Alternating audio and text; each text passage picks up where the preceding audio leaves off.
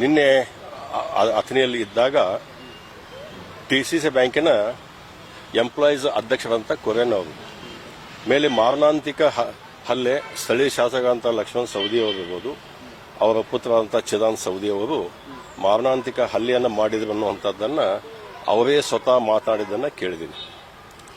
ಆಮೇಲೆ ಸುಮಾರು 12 ಗಂಟೆಗೆ ನಾನು ಕೂಡ ಅಥಣಿ ಸಿವಿಲ್ ಹಾಸ್ಪಿಟಲಲ್ಲಿ ಅಡ್ಮಿಟ್ ಇದ್ರು, ಹೋಗಿ ಭೇಟಿ ಆದೆ.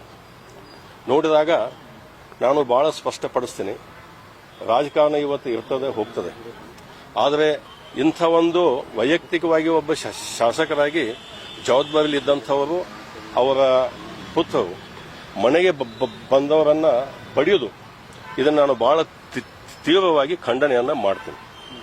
ಕಾರಣ ಹೇಳಿದ್ರಂತವ್ರು ಇಲ್ಲ, ಅವರು ಅಳಿಯ ಒಬ್ಬರು ಅಲ್ಲೇ ಡಿಸಿಸಿ ಬ್ಯಾಂಕ್ನಲ್ಲಿದ್ದರು, ಶಂಕರ್ ಅನ್ನುವಂಥವ್ರನ್ನ, ಅವರ ಟ್ರಾನ್ಸ್ಫರ್ದಲ್ಲಿ ನಿನ್ನ ಪಾತ್ರವಿದೆ ಅನ್ನುವಂಥದ್ದನ್ನು ಒಂದು ಮನಸ್ಥಿತಿ.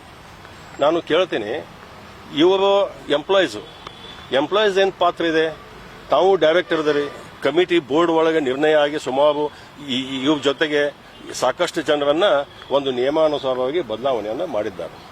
ಅಂಥದ್ದು ಬಿಟ್ಟು ವೈಯಕ್ತಿಕವಾಗಿ ದ್ವೇಷವನ್ನ ಆಯಿತು ಅಥವಾ ಇವರು ಕರೆಸಿ ಬಡಿಯುವಂಥದ್ದು ಇದು ಬಹಳ ಖಂಡನೀಯ ಮತ್ತು ಅಥಣಿ ಬಿಹಾರ ಆಗ್ತದೆ ಅಂತ ಹೇಳಿದ್ರೆ ತಪ್ಪಾಗ್ಲಿಕ್ಕೆ. ಅವರು ಮೊದಲಿಂದಲೂ ಮಾಡ್ಕೋತಿದಾರ, ಮೊದಲಿಂದನೂ ಯಾರಿಗಾರ ಹಚ್ಚಿ ಮಾಡಿಸಿದ್ರು, ಇವತ್ತು ತಾವ ಕೈಯೊಳಗೆ ತಗೊಂಡಾರ ಅಂತ ಹೇಳಿದ್ರೆ ತಪ್ಪಾಗ್ಲಿಕ್ಕಿಲ್ಲ.